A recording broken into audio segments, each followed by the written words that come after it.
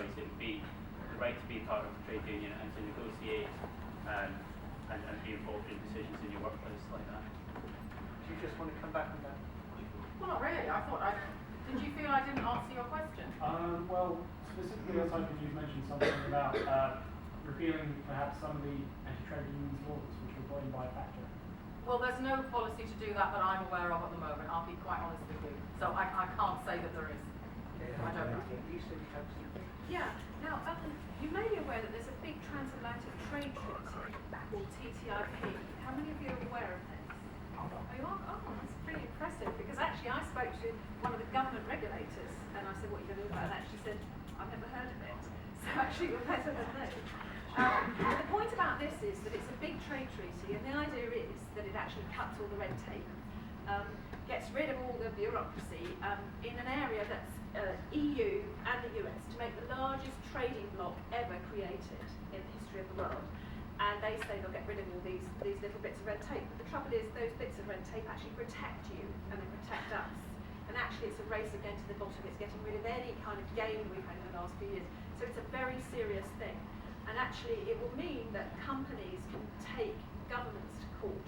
So for example, I think there's a case at the moment going through with Philip Morris, where actually Philip Morris, the cigarette company, is trying to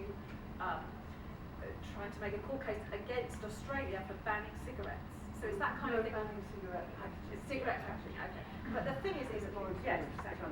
So basically, we need to be very careful that actually some red tape protects you, and people, as has been said on the panel, have fought long and hard and sometimes given their lives to get that protection in for you, and it shouldn't be thrown away. So it's very, very important that one actually looks at things and doesn't take the rubbish that the Fed sometimes and just says, oh, it's a bit of red tape. It's not always a bit of red tape. It's really something very important. And that's why it's so important to have hard-working MEPs elected from this region that will negotiate and make sure we're protected under TTIP, and that the NHS is not part of all up for grabs from big American conglomerates. Well, the real push for that is through the big companies.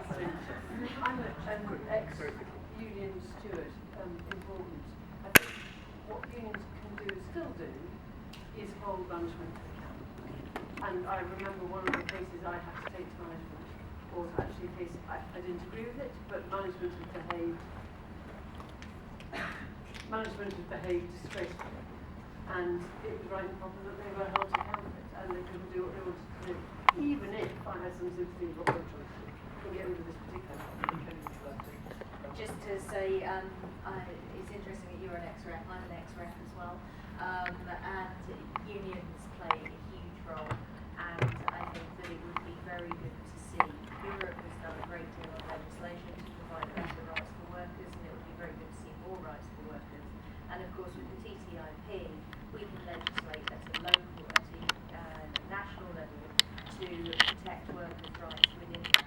But not only that, Catherine Miriam, who's the MEP for the South East, has been negotiating with commissioners regarding the TTIP to make sure that workers' rights are protected. I think on the TTIP there is no mechanism to do that. So I think really just the implementation of TTIP, which even Obama's against actually, and half the senators are against the. Okay, thank you. Next question. Yes. Okay, I'm going to mix it up a little bit because we've been speaking a lot about welfare and things like that. Nuclear power and sustainable energy is what I'd like to bring up.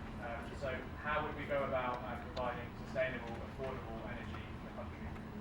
Okay, you could go. I have to just tell you, I've got to disappear at 9, so I had to rearrange tonight to do it.